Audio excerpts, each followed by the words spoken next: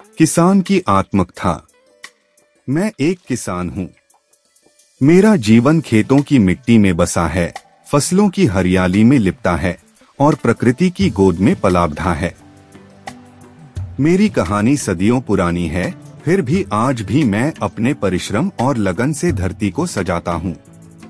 मेरा जीवन सरल है, लेकिन मेरे संघर्ष और सपने बहुत बड़े हैं।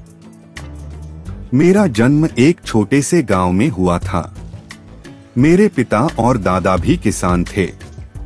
उन्होंने मुझे खेती का महत्व सिखाया और बताया कि कैसे मिट्टी से अन्न पैदा किया जाता है। बचपन से ही मैंने खेतों में काम करना शुरू कर दिया था। मेरे लिए खेती सिर्फ एक पेशा नहीं, बल्कि एक जीवन शैली है। मेरा दिन सुबह सूरज निकलने से पहले शुरू होता है।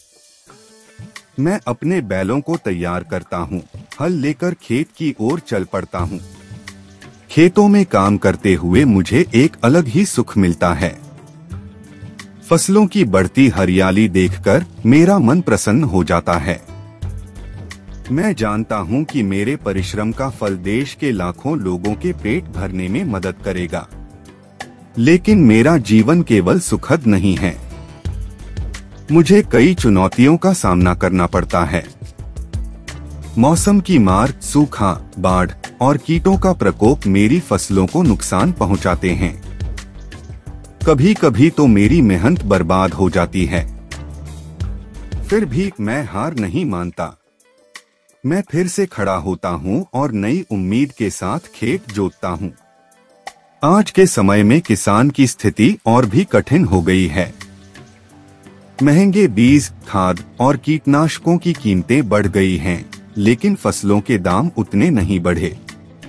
कर्ज के बोझ तले दबे किसानों को अपनी जान तक गंवानी पड़ती है। मैं चाहता हूं कि सरकार हमारी समस्याओं को समझे और हमारे लिए बेहतर योजनाएं बनाए। फिर भी मैं अपने काम पर गर्व करता हूं। मैं जानता हूं कि मेरे परिश्रम से ही देश का पेट भरता है।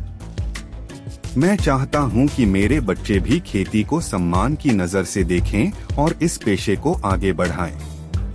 मैं एक किसान हूं और मेरी आत्मकथा संघर्ष, समर्पण और विश्वास की कहानी है।